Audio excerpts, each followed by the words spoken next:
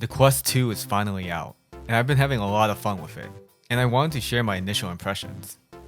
So for some context for those who don't follow the channel, I've been using the Rift S as my main VR headset. I never owned or used a Quest before. So all my opinions of the Quest 2 is gonna be based on the Rift S. I actually bought the Quest 2 to be a wireless PC VR headset. Thanks to the use of virtual desktop, PC VR with no wires is a dream no more. But we'll get to that later. Let's first talk about the Quest 2 itself and the games on the Quest 2. The Quest 2 is a portable VR headset. No need for a computer to power it. It's all in one. The Quest 2 is priced at $299 for the base 64GB model, and $399 for the 256GB model. A lot cheaper than the original Quest, which was priced at $399 for its base model. The Quest 2 is stronger, yet lighter than its predecessor, for a fraction of the cost. The Quest 2 will require you to use a Facebook account to use all its features. So if you have issues using Facebook like a lot of people, this is something you need to consider. They even tried to hide this disclaimer on the box in very small font, tucked away in the corner. Because they know people don't like to use their Facebook account, where all their personal information lives, on a gaming platform. The battery life of the Quest 2 seems to be around 2 to 3 hours from initial testing. The Quest 2 features a fabric strap as opposed to the fake leather of the Quest 1 or the Halo strap of the Rift S. I'm not a big fan of the fabric strap. It'll get the job done, but you can tell this is where they try to cut corners to try to bring down the Quest 2 price point. It's uncomfortable, and due to the front heavy nature of the Quest 2, it keeps sliding down. There's not that much grip to the strap, so the headset keeps moving around and losing focus, and I found myself readjusting quite often. Good thing I also picked up the Elite strap for my Quest 2. With the Elite strap, it all fits so much better and a lot more comfortable. I don't have to keep pushing the headset back up to realign it. Now, the Elite strap is gonna cost you an extra $50, but it's worth it. The Quest 2 has a modular design for its straps, so it's very likely you'll start seeing a lot of third-party head straps popping up very soon.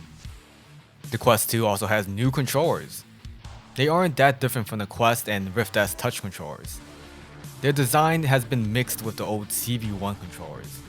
A larger face with room to rest your thumbs on the side. The controllers also feel a lot heavier and more robust.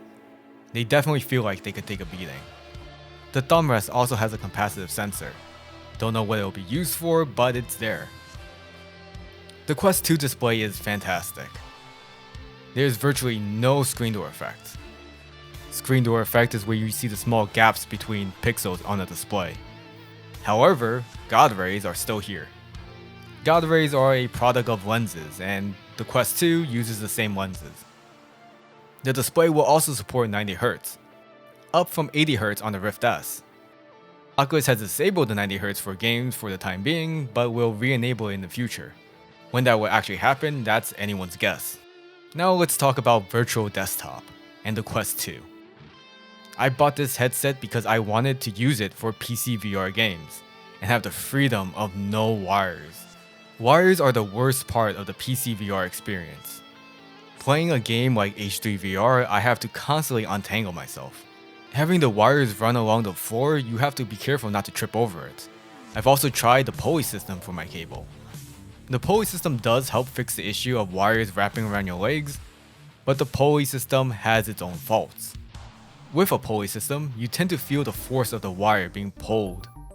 And if you twist too much, your cable will start to get damaged at a certain point.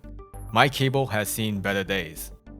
There are apps to help you with this, of course, like Turn Signal, but it's still a hassle.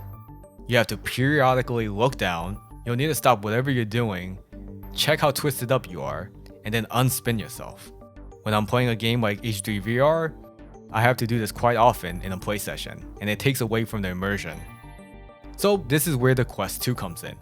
Using virtual desktop and SideQuest to load up a patch by the developer, we can have PC VR streamed to the Quest 2. Testing it out, visual quality sees little to no impact. I was really surprised that I saw almost no stream artifacts. The only time I saw stream artifacts was when I was in the loading screen of Half-Life Alyx. I've compiled some clips on both my PC and directly recorded footage from the Quest 2. Quest 2 streamed footage is on the left, and PC footage is on the right. Have a look for yourself.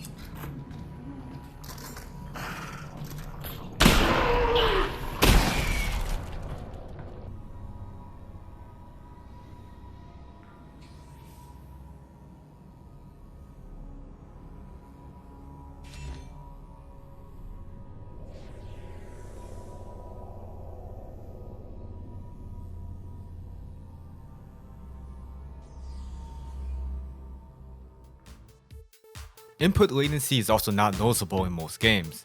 Playing H3 VR or Half-Life Alyx, I had no issues.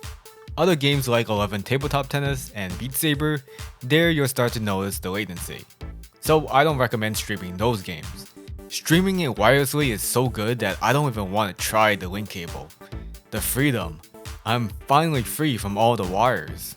Why would I want to go back? But playing PC VR and then having to stream it to your Quest 2 will be extra taxing on your computer. Make sure your computer has what it takes if you plan on using the Quest 2 as a wireless PC headset. There's still a lot about the Quest 2 that I want to play around with, and see if this truly can replace the Rift S altogether. These are just my initial impressions of the Quest 2. If you're thinking about getting a VR headset, the Quest 2 is a good option. You'll have the freedom of portability and the option to stream PC VR games. I'll definitely be testing streaming with virtual desktop a lot more, and might make some videos of it. And if you got any questions on the Quest 2, feel free to ask in the comments below. I'll try my best to answer them. Well, I gotta get back to playing some H3 VR. If you couldn't tell, that's my favorite VR game. Thanks for watching, and I'll see you in the next one.